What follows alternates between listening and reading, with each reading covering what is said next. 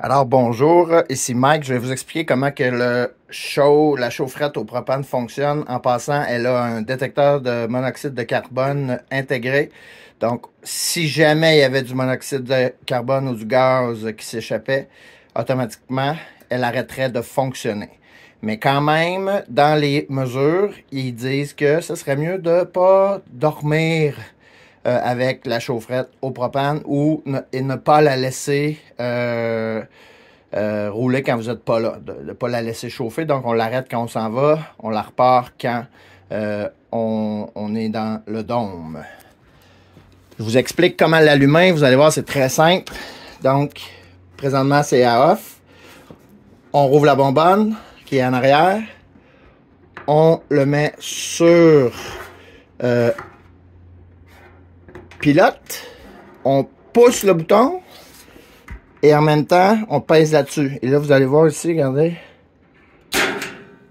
Il vient d'allumer.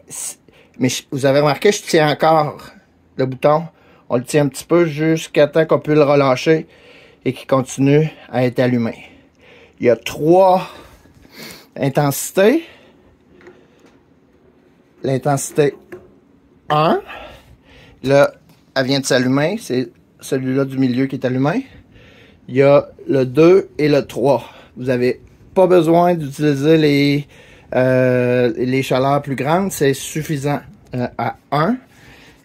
Et ça chauffe avec une bonbonne de 20 livres comme le barbecue. C'est supposé durer 60 heures. Donc, et ça chauffe très très vite. Quand vous allez décider de chauffer le poêle à bois, eh bien, vous n'avez plus besoin peut-être de chauffer la chaufferette au propane.